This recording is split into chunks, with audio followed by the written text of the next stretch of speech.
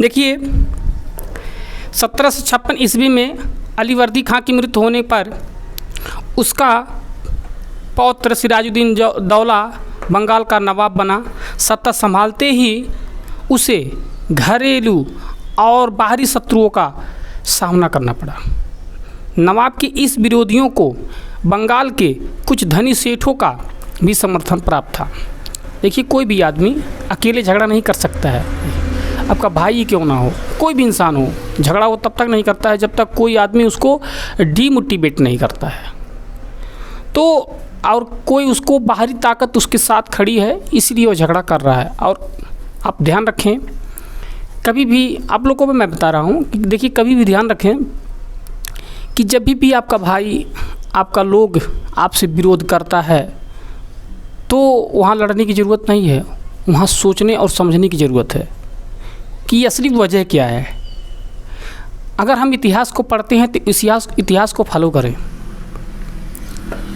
तो कह रहा सिराजुद्दीन दौला जब नवाब बने तो उनके विरोध करने वाले जो कुछ उनके क्षेत्र के, बंगाल के क्षेत्र के सेठों का भी समर्थन प्राप्त था कि इसको किसी तरह से राजगद्दी से हटाया जा सके। अवसर पाकर ब्रिटिश ईस्ट इंडिया कंपनी ने नवाब के विरोधियों की साजिश में भाग लेना आरंभ कर दिया। और ध्यान रखिए, जब भी आप अपने भाई से लड़ेंगे तो तीसरा फ़ायदा ले लेगा, हमेशा तीसरा फ़ायदा ले लेगा। और जब तीसरा फ़ायदा ले लेगा तो आप दोनों लोग का नुकसान होगा और बिना लाठी से वो आपको हरा देगा। इसीलिए आप लोग ध्यान रखें कि कभी भी लड़ाई करें तो अपने से नहीं, अपने दुश्मन से लड़े। अपने से नहीं, ध्यान रखिएगा, अपना दुश्मन नहीं होता है। अपना तो किसी कुछ समय के लिए भटक गया है, रास्ता से अलग हो चुका है, बस उसको ज़रूरत है आपको सहेजने की और समय की मजबूरियों को समझ करके शांत होना। अगर इस बात को, अगर रामायण, जो हम बार बार रामायण की उपमा लोग देते हैं, वो भी एक इतिहास ही है कि जब रावण की लड़ाई हो रही थी तो लोग कहते थे ना कि रावण को राम मार नहीं सकते थे, लेकिन उनको मार क्यों पाए। और लोग ये भी कहते थे कि रावण की शक्ति उसकी नाभि में थी। नाभि, देखिए नाभि जो होती है, नाभि दो तरह की होती है। एक केंद्र होता है नाभि, जो मतलब जो हमारे शरीर की पार्ट को बताया जाता है, ठीक है, उसको नाभि कहते हैं।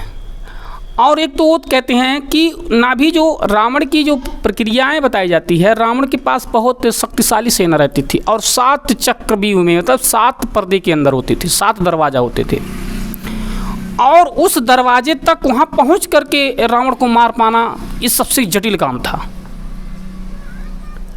तो राम को लगा यार कैसे क्या किया जाए, कैसे पाया जाए इसको। तो उन लोगों ने, जैसे हर देश में, हर जगह पे कोई ना कोई, किसी न किसी भाई का दुश्मन होता है, ध्यान रखिएगा। और इसीलिए भैया ध्यान रखो, कभी भाई को दुश्मन मत बनाओ, क्योंकि भाई अगर दुश्मन बन जाएगा तो आप कितनी भी साम्राज्य बड़ा क्यों ना हो, आपका पतन हो जाएगा। इसी उदाहरण में आप देख लें, अशोक सम्राट की जो हम इतिहास पढ़ते हैं, बताया जाता है कि 99 भाइयों को उन्होंने समाप्त कर दिया था,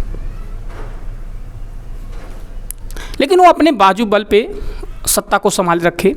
अपनी ताकत, अपनी तलवार की ताकत थी जिसमें उन्होंने बहुत सत्ता को संभाल रखा था। ठीक उसी तरह से जब आपका भाई आपका विरोधी हो जाएगा ना, तो दुनिया की कोई ताकत आपको नहीं जिता सकती। कोई भी युद्ध हो, दुनिया का सारा युद्ध आप हार जाएंगे। इसीलिए 2 लोगों से हमेशा बच के रखना। 2 लोगों से, भाई से कभी बैर मत करना और पत्नी को कभी राज मत बताना। वो कोई भी हो, चाहे आपकी हो, चाहे आपके घर की हो, चाहे किसी की हो। ये 2 लोगों को, भाई से कभी आप अपने राज को मत छुपाइएगा और भाई को और पत्नी से कभी आप अपने राज्य को छुपा के रखना, बताना मत, क्योंकि ये दोनों चीज़ बड़ी खतरनाक होती हैं। क्योंकि ज़िंदगी का सारा दौलत आपका भाई होता है, अगर आप उससे विरोध करते हैं तो सारा संपत्ति ऑटोमेटिक एक झटके में चला जाएगा। और दूसरी, आपकी जान की मालिक माँ होती है, लेकिन उसके बाद आपकी पत्नी होती है। अगर आप उससे सारी बात को छिपा लेते हैं तो ठीक है, कुछ बातें छिपा कर रखिए, जो चीज़ें हैं उसको हमेशा छिपा कर रखिए, कुछ ही बातें उसको बताने का काम करें। नहीं तो देखिए पत्नी जो होती है, पत्नी किसी की नहीं होती है, पता नहीं किसकी। थोड़ा सा स्मार्ट, चिट्टा गोरा काला नहीं, अब तो यार नकिया हल्का से बड़ा है ना, तो कहेगी अब हम थोड़े जोड़ते हैं, जा भग जा, ठीक है, तुरंत छोड़ के भग जाएगी तुमको, ठीक। अरे तुमको नहीं कह रहे जी, तुमको नहीं कह रहे हैं। तो इसीलिए पत्नी को, उसका नाम ही पत्नी, मतलब पता नहीं किसकी,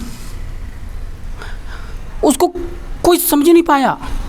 इसीलिए अगर आप देख लीजिए, छोटी सी घटना हमारे देश में बड़ी तेज़ी से भी अभी तो मतलब मुझे जानकारी बहुत कम दिन हुआ मिले, लगभग महीने दिन हो जा रहा है। ये एक आलोक मौर्य ज्योति एसडीएम साहिबा करके कोई था, अभी देख लीजिए, उन्हीं में पढ़े लिखे लोग, अगर पढ़े लिखे लोगों की सोच इतनी गंदी और इतनी छोटी हो सकती है तो अनपढ़ बेचारों का क्या होगा। जिससे हम शिक्षा के लिए बार बार इंगित करते हैं कि शिक्षित इंसान ही हर सब का काम को कर सकता है, लेकिन शिक्षित इंसान अगर अपने आप को भ्रष्ट कर ले रहा है तो भाई वो उसकी जिम्मेदारी है और किसी की नहीं है। समाज उसको कोई ऐसा नहीं कहता कि आप ये करो, शिक्षा ऐसी नहीं सिखाती है कि आप ये गलत करो। तो विभीषण को राम की सपोर्ट मिला, यानी राम ने विभीषण का सपोर्ट किया, और केंद्र बिंदु उसी का मुख्य भाई जो था वही उससे फूट गया।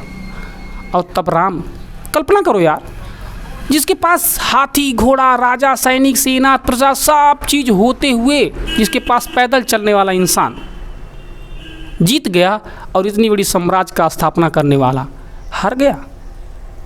उसके हारने का कोई वजह था, साजिश था।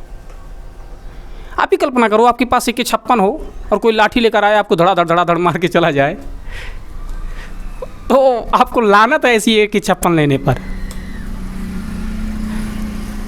तो ऐसी चीज़ें होती हैं कि आपका अगर भाई साथ दे दिया तो आप कठिन से कठिन युद्ध को हारेंगे नहीं, जीत जाएंगे। और आपका भाई अगर गद्दारी कर गया ना, तो आपका बड़ी से बड़ी किला ढह सकती है। इसलिए मैंने आपको 2 मरतबे इस चीज़ को बताया, भाई से बैर नहीं, और पत्नी को कोई राज बताना नहीं है, कोई भी गुप्त बातें नहीं बताओ।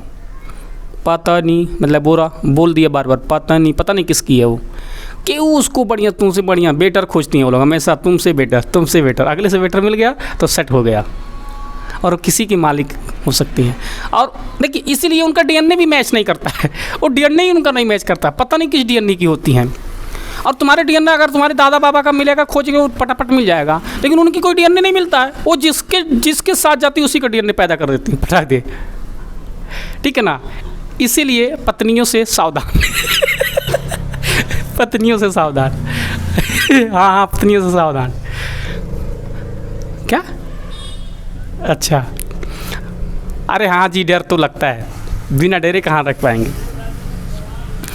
तो सिराजुद्दीन दौला ने इसकी गद्दी लेते ही, जब उसके लोग ही, उसके घर के बंगाल में राज्य करने वाले दाना सेठों ने भी उसका समर्थन छोड़ दिया, और ब्रिटिश ने इस ताक में था ही, इस मौके का तलाश में ही था कि जो ही इनके साथ छूटे तब तक हम आक्रमण कर देते हैं। और बात यही हुआ कि जो ही सिराजुद्दीन दौला के साथ लोगों ने छोड़ा, और त्यों ही ब्रिटिश ने उस पर हावी हुआ।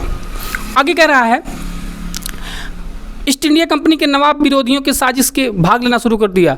अब इस समय यूरोपीय कंपनियां शाही और फरमान द्वारा दी गई व्यापारिक सुविधाओं का दुरुपयोग कर रही थी। मतलब जो शर्तें नियमें बनाई गई थी, जो शर्तें नियम लागू हुआ था, उसके विपरीत विदेशी कंपनियां अपनी नीयत और नियम को फॉलो कर रही थीं।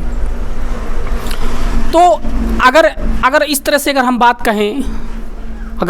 बात कहें तो तमाम तरह के लोग की जो भी चीज़ें हैं, कि अगर अपनी मतलब विदेशी कंपनियां उस पर हावी क्यों हो गई, क्यों कि उसके विरोधी ही, मतलब उसके लोग ही विरोध करना, और जो अंग्रेज ने अपनी सब चीज़ को कह के गया था कि मैं ये करूँगा, और उसी का विरोध करके आगे बढ़ रहा था।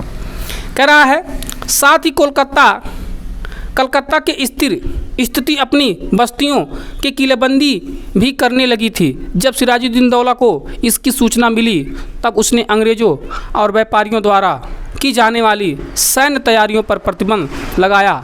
अंग्रेज़ों ने नवाब के आदेशों को अवहेलना की।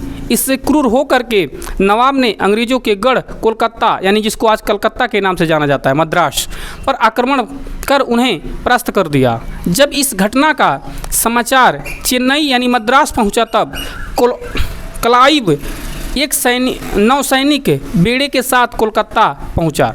मतलब क्लाई जो ब्रिटिश का ही था, उसने जब उसको सूचना मिला कि नवाब ने हमारे सैनिकों को जो किलाबंदी हो रही थी उसको रोक दिया है, तो उसने एक बेड़ा, मतलब होता है स्टीमर, बेड़े के साथ कोलकाता में पहुंचा। कोलकाता के अंग्रेज़ों के पुनः अधिकार हो गया था। नवाब तथा अंग्रेज़ों के बीच अलीनगर की संधि यानी 9 फरवरी 1757 ईस्वी को हो गई थी। संधि मतलब होता है समझौता, मतलब जुड़ जाना, ठीक है।